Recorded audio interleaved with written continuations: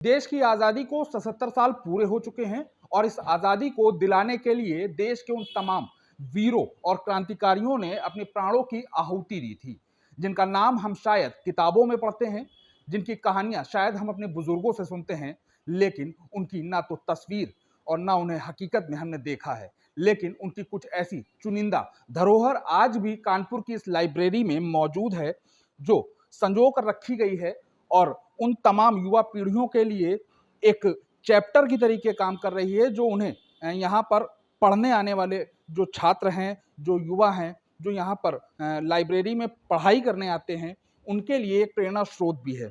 आप तस्वीरें साफ तौर से देख सकते हैं कि इस लाइब्रेरी का नाम अशोक लाइब्रेरी है और ये 1925 से स्थापित है। इतनी पुरानी लाइब्रेरी में तमाम देश के महावीरों की जो अनमोल चीजें हैं, जो उनकी धरोहर कही जा सकती है, वो यहाँ पर मौजूद है।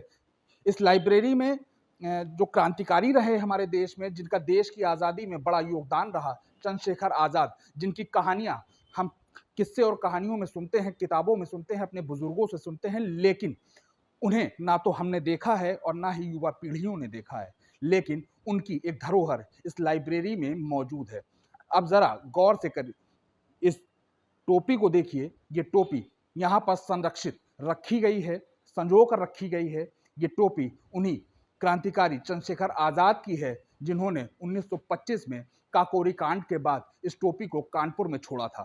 तब से 1925 से लेकर अब तक ये टोपी इस लाइब्रेरी में संरक्षित है।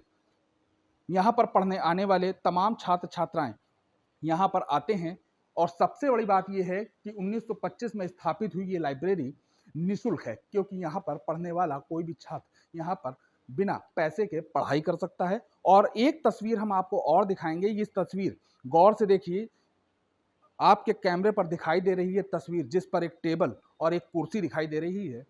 इसका भी अपना एक इतिहास है, क्योंकि 1934 में जब इस लाइब्रेरी का उद्घाटन हुआ था, तब देश के राष्ट्रपिता महात्मा गांधी ने इसी चेयर पर बैठकर इस लाइब्रेरी का उद्घाटन किया था और अपने कुछ शब्द यहाँ पर रजिस्टर्ड में लिखे थे।